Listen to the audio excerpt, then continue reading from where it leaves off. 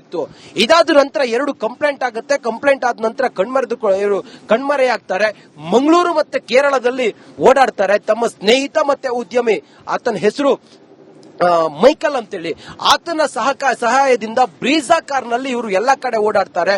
ಪೊಲೀಸರು ಇವರು ಏನೇ ಚಾಪೆ ಕೆಳಗೆ ನುಗ್ಗಿದ್ರೆ ಪೊಲೀಸರು ರಂಗೋಲಿ ಕೆಳಗೆ ನುಗ್ತಾರೆ ಅನ್ನೋದಕ್ಕೆ ಇವರ ಸಿಸಿಟಿವಿ ದೃಶ್ಯಗಳು ಮತ್ತೆ ಟೋಲ್ ನಲ್ಲಿ ಸಿಕ್ಕಂತ ಕೆಲವು ಸಿಸಿಟಿವಿ ಫುಟೇಜ್ ಹಾಗೆ ಕೆಲವೊಂದಿಷ್ಟು ಮಾಹಿತಿಯನ್ನ ಕಲೆಕ್ಟ್ ಮಾಡಿ ಇವರು ಈಗ ಪೊಲೀಸರು ಈ ರಾಜು ಗೌಡನನ್ನ ಬಂಧನ ಮಾಡಿ ಆ ಬ್ರೀಜಾ ಕಾರನ್ನು ಕೂಡ ವಶಕ್ಕೆ ಪಡ್ಕೊಂಡಿದ್ದಾರೆ. ಬ್ರೀಜಾ ಕಾರ್ನ ಅಲ್ಲಿಂದ ಲೈವ್ ಕವರೇಜ್ ಅನ್ನ ರಿಪಬ್ಲಿಕ್ ಕನ್ನಡ ನೀಡಿತ್ತು. ಈಗ ಮೆಡಿಕಲ್ ಆಗಿ ರಾಜು ಗೌಡನನ್ನ ಜೆಎಂಎಫ್ಸಿ ಕೋರ್ಟ್ಗೆ ಕರ್ಕೊಂಡು ಹೋಗ್ತಾ ಇರುವಂತಹ ನೇರ ದೃಶ್ಯಾವಳಿಗಳನ್ನ ತಾವು ಗಮನಿಸ್ತಾ ಇದ್ದೀರಿ.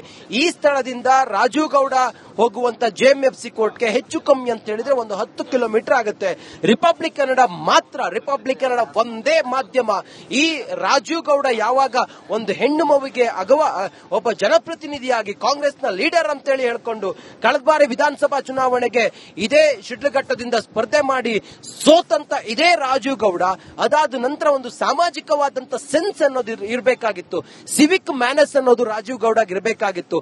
ಒಬ್ಬ ಸರ್ಕಾರಿ ಅಧಿಕಾರಿ, ಅದು ಮಹಿಳಾ ಅಧಿಕಾರಿ ಜೊತೆಗೆ ಅಸಭ್ಯವಾಗಿ ಮಾತಾಡಿದ್ದಲ್ದೆ, ಅವರಿಗೆ ಅವಾಚ್ಯವಾಗಿ ನಿಂದಿಸಿದ್ದಲ್ದೆ, ಅವರನ್ನ ಹಿಗ್ಗಾಮುಗ್ಗ ಚಾಡಿಸಿದ್ದಲ್ದೆ, ಸುಟ್ಟಾಕ್ಬಿಡ್ತೀನಿ ಕೊಂದಾಕ್ಬಿಡ್ತೀನಿ ಅಂತೇಳಿ ಎಲ್ಲ ಹೇಳಿದ್ದಲ್ದೆ, ಅದಾದ ನಂತರ ಒಂದು ಸ್ವಲ್ಪವೂ ಕೂಡ ಪಾಪ ಪ್ರಜ್ಞೆ ಇಲ್ಲದೆ ರಾಜು ಗೌಡ ನೇರವಾಗಿ ಮುಖತಾ ಭೇಟಿಯಾಗಿ ಕ್ಷಮೆ ಕೇಳೋದು ಮತ್ತೊಂದು ಏನು ಬಿಟ್ಟು ರಾಜು ಗೌಡ ಕಣ್ಮರೆಯಾಗಿ ಜಾಮೀನು ಸಿಗುತ್ತೆ ಅನ್ನೋ ಒಂದು ಉದ್ದಡತನದಲ್ಲಿದ್ರು. ಆದ್ರೆ ಕೋರ್ಟ್ ಹಿಗ್ಗಾಮುಗ್ಗ ಜಾಡಿಸಿ ಜಾಮೀನು ಕೊಡ್ಲಿಲ್ಲ.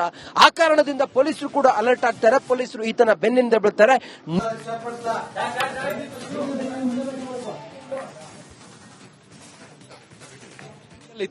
ಇದಾದ ನಂತರ 2 ಕಂಪ್ಲೇಂಟ್ ಆಗುತ್ತೆ. ಕಂಪ್ಲೇಂಟ್ ಆದ ನಂತರ ಕಣ್ಮರೆಯಾಗ್ತಾರೆ.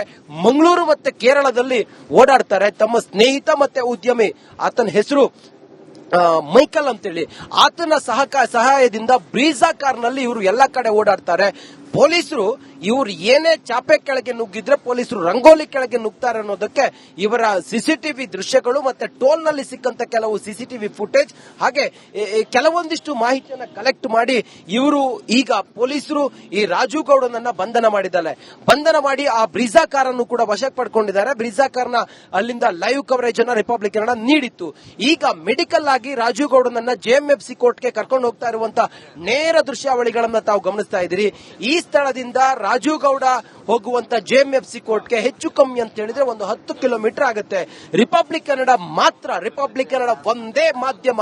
ಈ ರಾಜು ಗೌಡ ಯಾವಾಗ ಒಂದು ಹೆಣ್ಣು ಮಗುವಿಗೆ ಒಬ್ಬ ಜನಪ್ರತಿನಿಧಿಯಾಗಿ ಕಾಂಗ್ರೆಸ್ನ ಲೀಡರ್ ಅಂತೇಳಿ ಹೇಳ್ಕೊಂಡು ಕಳೆದ ಬಾರಿ ವಿಧಾನಸಭಾ ಚುನಾವಣೆಗೆ ಇದೇ ಶಿಡ್ಲಘಟ್ಟದಿಂದ ಸ್ಪರ್ಧೆ ಮಾಡಿ ಸೋತಂತ ಇದೇ ರಾಜು ಗೌಡ, ಅದಾದ ನಂತರ ಒಂದು ಸಾಮಾಜಿಕವಾದಂತ ಸೆನ್ಸ್ ಅನ್ನೋದು ಇರಬೇಕಾಗಿತ್ತು, ಸಿವಿಕ್ ಮ್ಯಾನರ್ಸ್ ಅನ್ನೋದು ರಾಜು ಗೌಡಗೆ ಇರಬೇಕಾಗಿತ್ತು.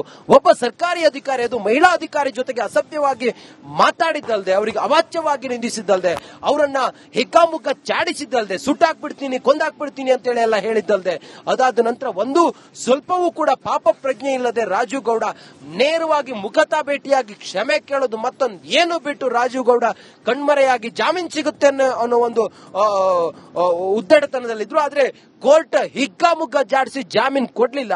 ಆ ಕಾರಣದಿಂದ ಪೊಲೀಸರು ಕೂಡ ಅಲರ್ಟ್ ಆಗ್ತಾರೆ. ಪೊಲೀಸರು ಈತನ ಬೆನ್ನಿಂದ ಬೀಳ್ತಾರೆ.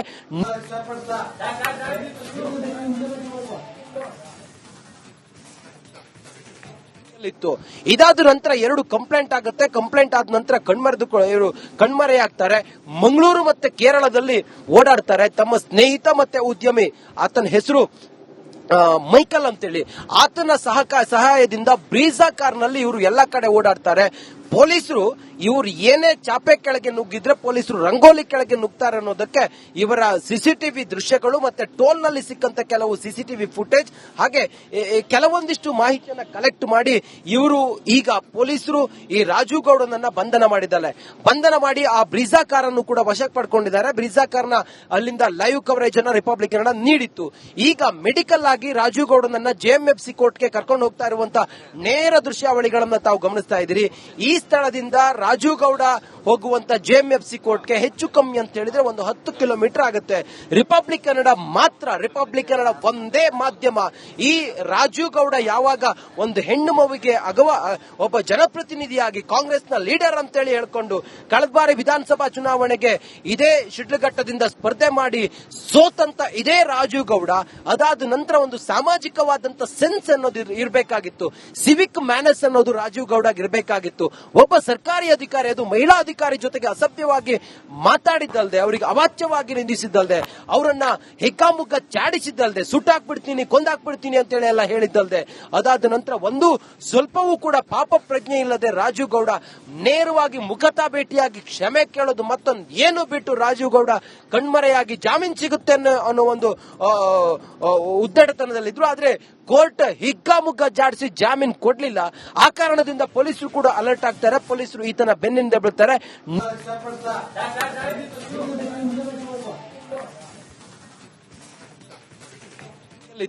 ಇದಾದ ನಂತರ 2 ಕಂಪ್ಲೇಂಟ್ ಆಗುತ್ತೆ. ಕಂಪ್ಲೇಂಟ್ ಆದ ನಂತರ ಕಣ್ಮರೆಯಾಗ್ತಾರೆ.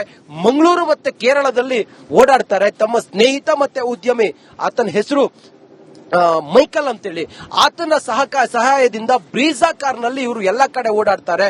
ಪೊಲೀಸರು ಇವರು ಏನೇ ಚಾಪೆ ಕೆಳಗೆ ನುಗ್ಗಿದ್ರೆ ಪೊಲೀಸರು ರಂಗೋಲಿ ಕೆಳಗೆ ನುಗ್ತಾರೆ ಅನ್ನೋದಕ್ಕೆ ಇವರ ಸಿಸಿಟಿವಿ ದೃಶ್ಯಗಳು ಮತ್ತೆ ಟೋಲ್ ನಲ್ಲಿ ಸಿಕ್ಕಂತ ಕೆಲವು ಸಿಸಿಟಿವಿ ಫುಟೇಜ್ ಹಾಗೆ ಕೆಲವೊಂದಿಷ್ಟು ಮಾಹಿತಿಯನ್ನ ಕಲೆಕ್ಟ್ ಮಾಡಿ ಇವರು ಈಗ ಪೊಲೀಸರು ಈ ರಾಜು ಗೌಡನನ್ನ ಬಂಧನ ಮಾಡಿ ಆ ಬ್ರಿಜಾ ಕಾರನ್ನು ಕೂಡ ವಶಕ್ಕೆ ಪಡ್ಕೊಂಡಿದ್ದಾರೆ. ಬ್ರಿಜಾ ಕಾರ್ನ ಅಲ್ಲಿಂದ ಲೈವ್ ಕವರೇಜ್ ಅನ್ನ ರಿಪಬ್ಲಿಕ್ ಕನ್ನಡ ನೀಡಿತ್ತು. ಈಗ ಮೆಡಿಕಲ್ ಆಗಿ ರಾಜು ಗೌಡನನ್ನ ಜೆಎಂಎಫ್ಸಿ ಕೋರ್ಟ್ಗೆ ಕರ್ಕೊಂಡು ಹೋಗ್ತಾ ಇರುವಂತ ನೇರ ದೃಶ್ಯಾವಳಿಗಳನ್ನ ತಾವು ಗಮನಿಸ್ತಾ ಇದ್ದೀರಿ. ಈ ಸ್ಥಳದಿಂದ ರಾಜು ಗೌಡ ಹೋಗುವಂತ ಜೆಎಂಎಫ್ಸಿ ಕೋರ್ಟ್ಗೆ ಹೆಚ್ಚು ಕಮ್ಮಿ ಅಂತ ಹೇಳಿದ್ರೆ ಒಂದು 10 ಕಿಲೋಮೀಟರ್ ಆಗುತ್ತೆ. ರಿಪಬ್ಲಿಕ್ ಕನ್ನಡ ಮಾತ್ರ, ರಿಪಬ್ಲಿಕ್ ಕನ್ನಡ ಒಂದೇ ಮಾಧ್ಯಮ. ಈ ರಾಜು ಗೌಡ ಯಾವಾಗ ಒಂದು ಹೆಣ್ಣು ಮಗುವಿಗೆ ಒಬ್ಬ ಜನಪ್ರತಿನಿಧಿಯಾಗಿ ಕಾಂಗ್ರೆಸ್ನ ಲೀಡರ್ ಅಂತೇಳಿ ಹೇಳ್ಕೊಂಡು ಕಳೆದ ಬಾರಿ ವಿಧಾನಸಭಾ ಚುನಾವಣೆಗೆ ಇದೇ ಶಿಡ್ಲಘಟ್ಟದಿಂದ ಸ್ಪರ್ಧೆ ಮಾಡಿ ಸೋತಂತ ಇದೇ ರಾಜು ಗೌಡ, ಅದಾದ ನಂತರ ಒಂದು ಸಾಮಾಜಿಕವಾದಂತ ಸೆನ್ಸ್ ಅನ್ನೋದು ಇರಬೇಕಾಗಿತ್ತು, ಸಿವಿಕ್ ಮ್ಯಾನರ್ಸ್ ಅನ್ನೋದು ರಾಜೀವ್ ಗೌಡ ಇರಬೇಕಾಗಿತ್ತು.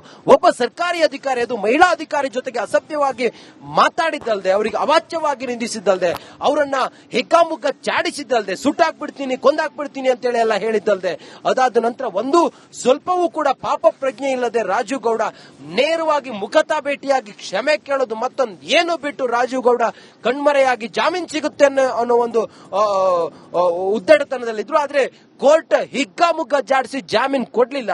ಆ ಕಾರಣದಿಂದ ಪೊಲೀಸರು ಕೂಡ ಅಲರ್ಟ್ ಆಗ್ತಾರೆ. ಪೊಲೀಸರು ಈತನ ಬೆನ್ನಿಂದ ಬೀಳ್ತಾರೆ.